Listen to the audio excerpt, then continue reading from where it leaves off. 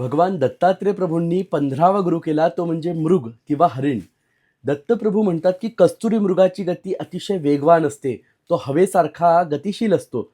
पण असा कस्तुरी मृग ज्याला कुणीही पकडू शकत नाही, तोही मधुर सुमधुर अशा संगीताला भुलतो. दत्तप्रभू म्हणतात की गवय्ये जंगलामध्ये सुंदर आलापात गाणं गातात आणि मग त्यांच्या गाण्याच्या मोहामध्ये अडकून कस्तुरी मृग तिथे जातो आणि मग त्याला मनुष्य पकडतो आणि त्याला मारून त्याच्या नाभीतली कस्तुरी घेतो. दत्तप्रभू म्हणतात की मनुष्य ही स्त्रीच्या गाण्याला भुलतो आणि मग तोही परस्वाधीन होतो आणि यातच तो नष्ट होतो. यामुळे तो जन्ममृत्यूच्या फेऱ्यात अडकतो. शृंग ऋषीचं उदाहरण देताना दत्तप्रभू म्हणतात की शृंग ऋषीही अशा स्त्रीच्या गायनाला भुलले होते आणि तेही बंधनवश झाले होते.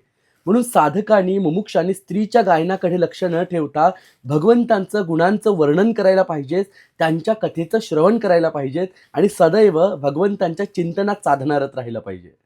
अवधूत चिंतन श्री गुरुदेव दत्त. श्री स्वामी समर्थ. जयशंकर. नमस्कार.